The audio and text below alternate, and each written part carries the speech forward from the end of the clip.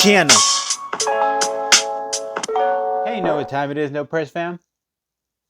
The beat.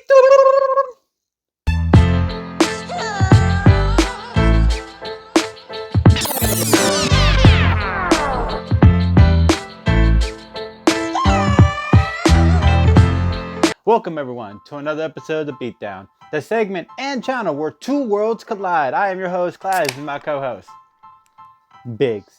Doing it big, baby, and keeping it 100 subs. And as a friendly reminder, if you guys enjoy our content, you know what you guys can do. You can turn on your notifications to get the latest episodes. You can like, you can subscribe, or you can just share this with your friends. And today I'll be representing 310 to Yuma's Ben Wade. Even bad men love their mamas. Alright, brief origin story time. Let's get into it. So, Ben Wade, when he was a child, he was abandoned by both his parents. First by his father, and then by his mother, who actually left him reading the Bible while she was gone for those 2 days until he realized, okay, she's not coming back. And then he decided to grow and raise himself into the streets and become an outlaw. A couple years pass by, and Ben has a whole group with him of outlaws joining his gang, and now he is robbing U.S. government funds and everything like that. And eventually he gets caught, like a bad luck situation, wrong timing kind of moment, by a gentleman named Dan, who used to be an army military guy. And eventually, well, so kind of long story short, they apprehend him. They have to take him on this train to 310 to Yuma. That's going to take him to a hanging.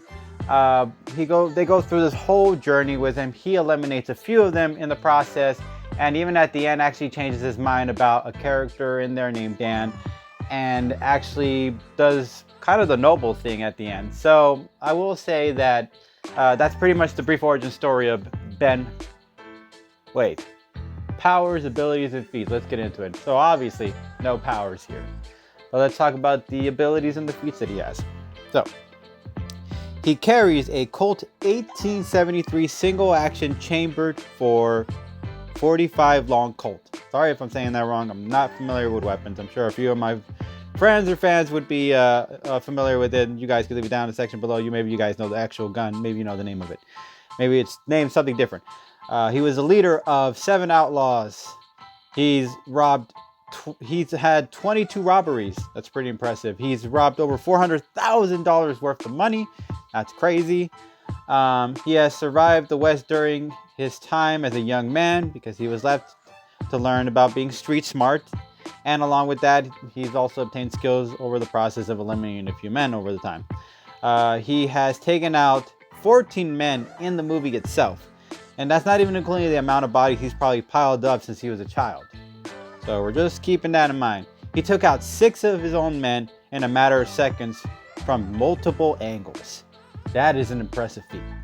Alright, so let's talk about the end game. How Ben Wade would win this one. So Ben, obviously going against a character like Rooster, you gotta be smart, you gotta be clever. You don't want to give this man the opportunity to take you out immediately. So I think the first thing I think Ben's move is usually mind games. He likes to play mind games with all his people, whether it's women, whether it's men. He does have this way of kind of playing a little bit of here and there, back and forth with them psychologically.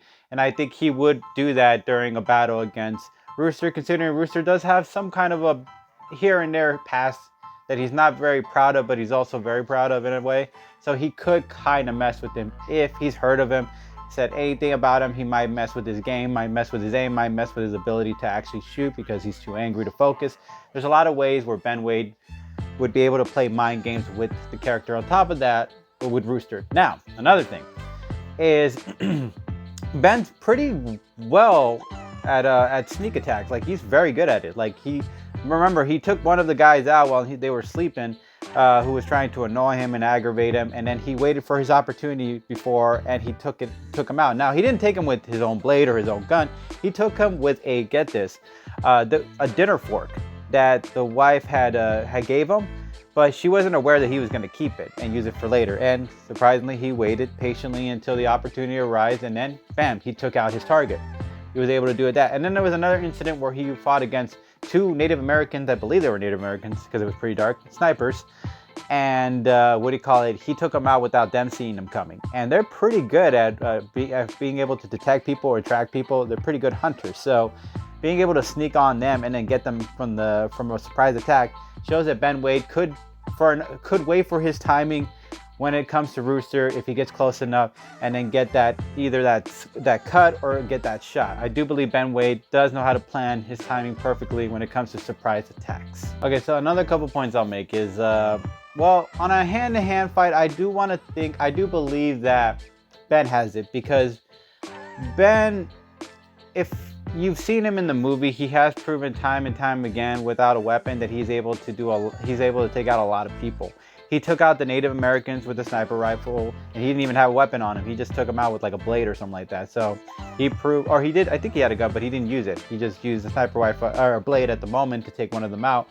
So he's capable of doing things without really needing to use an actual pistol to do it. All right, so let's go into the fact that maybe Ben has probably, even though I will say that Rooster's probably done some experience, because he's obviously a lot older. I gotta think, being raised from the streets and growing up into all these environments, he's taken out more men. Rooster's taken out at least like 20 something men. Ben alone took out like 13 men alone in this movie, or a little more than that, I think 14, I can't remember now. But a lot of men out in this one movie. So he must have taken out more men throughout the years. He is a grown man. He's got to be in his late 20s or in his early 30s in this moment, which means that, yeah, the guy has been doing this for a while, which means he's had to take out a few people here and there from that moment. So I got to say the numbers have got to be a little higher on that. Now, in a standoff, come on. Those two doing a duel, if they had to both stand in front of each other, Ben's got it. Ben's got the speed. I will give it to Rooster that he might have the ability to go steadfast or be able to like kind of go march in head first, or probably take him out with maybe maneuvers. But when it comes to a standoff moment, I will say that Ben's speed is just too incredible. He would be way too fast in any different angle, from a range, from a distance. And if it was a moment where it's just those two had to whip out the pistol, I'm sorry to say it, Ben has shown to be a lot faster throughout the movie than Rooster has. So yeah, I gotta say Ben would take him out. If it was a one-on-one standoff, it was just those two going against each other, pistol to pistol duel. Unarmed, Ben is pretty tough. He took on Dan mano a mano when I think he was still handcuffed. He took on Pinkerton while Pinkerton had the upper advantage. He had the horse and he had the gun on him. Still took him out. He took out the Native Americans who had sniper rifles and who are probably much better at finding someone coming up out of nowhere. So he proves time and time again that unarmed, he's able to really take a man out. And sorry to say, Rooster's a little too old in this essence, where it might cause him to lose this fight.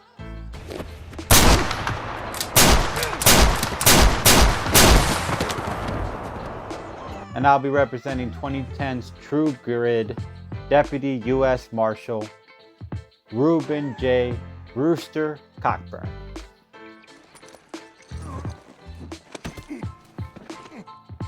Alright guys, brief origin story time. So in 1870, there was a U.S. Marshal in Arkansas named Rooster, or we already gave you his full name, but his name is Cogburn, his last name.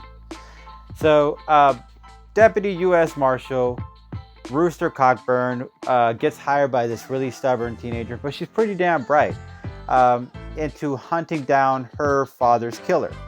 And she obviously wants to tag along. Obviously, he doesn't think it's a good idea, but she tags along anyways. Eventually, he meets up with a Texas Ranger, and then they all work together to kind of hunt down this guy named Tom Chaney.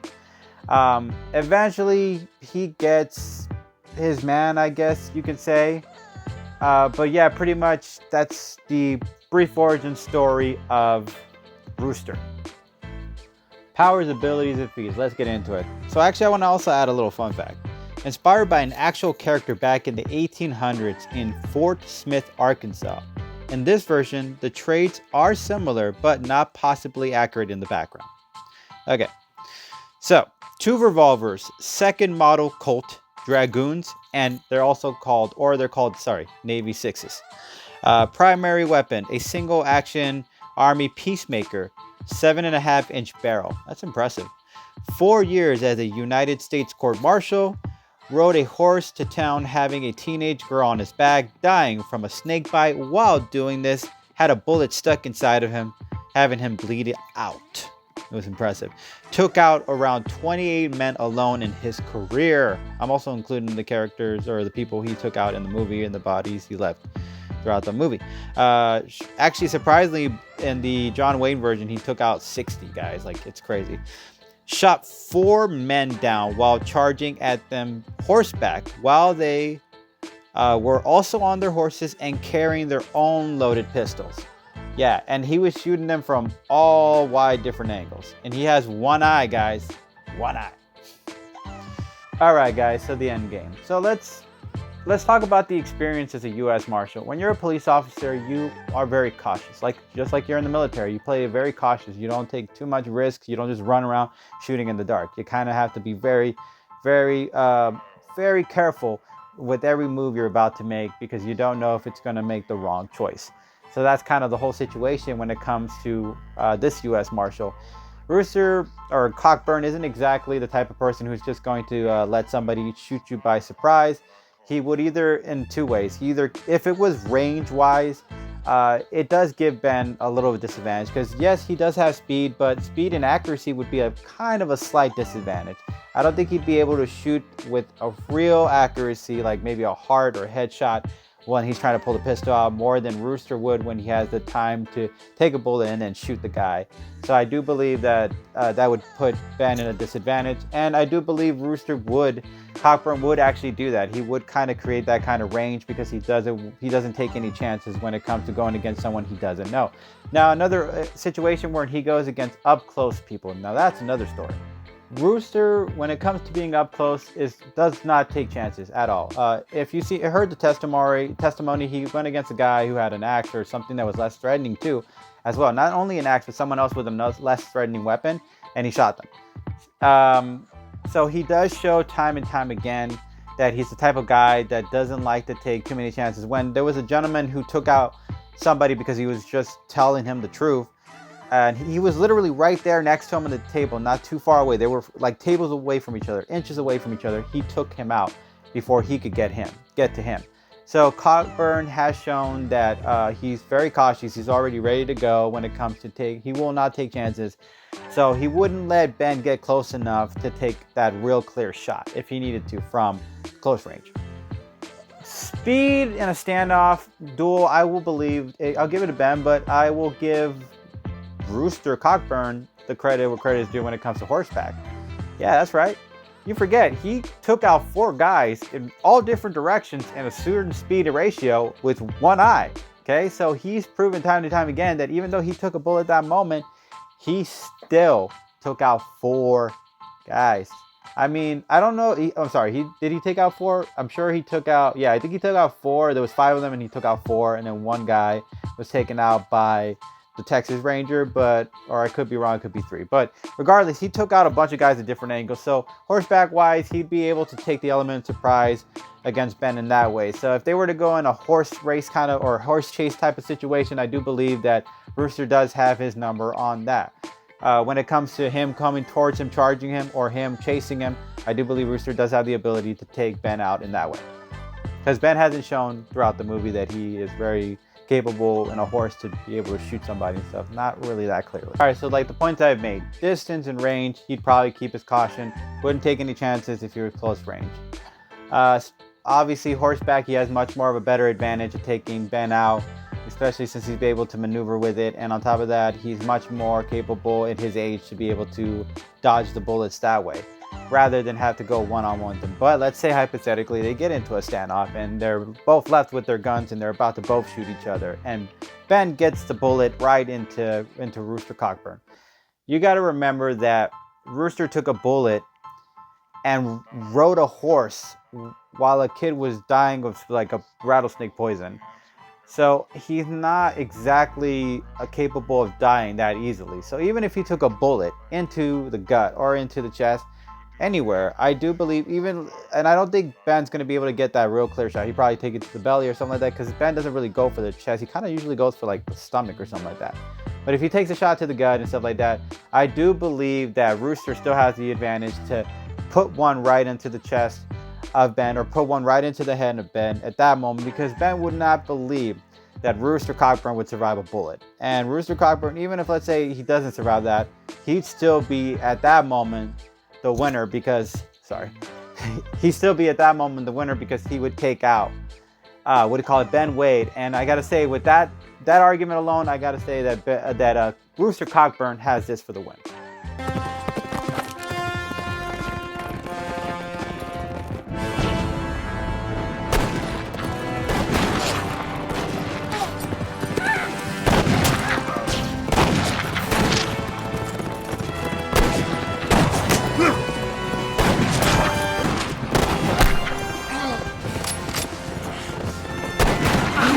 As always, No Press fam, it's not up to me. It's not up to Biggs. It's up to you guys. So if you guys like my argument, you know what you can do? You can hashtag Ben Wade. And if you guys like my argument, you know what you can do? You can hashtag Rooster Cogburn. And as always, No Press fam, we really appreciate you guys. Catch you guys later. Peace.